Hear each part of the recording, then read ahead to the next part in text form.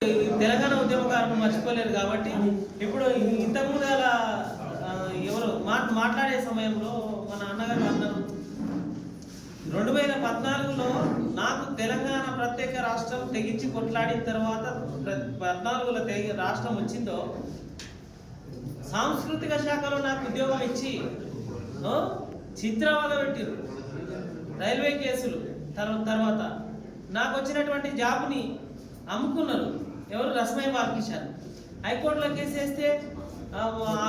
ఇచ్చిన high court judgement ఇస్తే గిట్టగా నా జాబ్ నాకు ఇయ్యలే దసరా ఉగాది దీపావళి హుజురాబాద్ మునుగోడు అదే అనే ఇదే ఉద్యమకారుల ఉసురు ఉంటే పాయే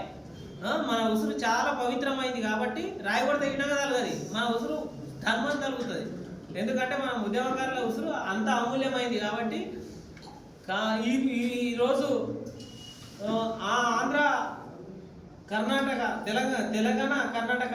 సరిహద్దుల్లో కూడా ఉద్యమాన్ని నడిపించినటువంటి మిత్రులు ఉన్నారు కాబట్టి కాశీం భాష 2 నిమిషాలు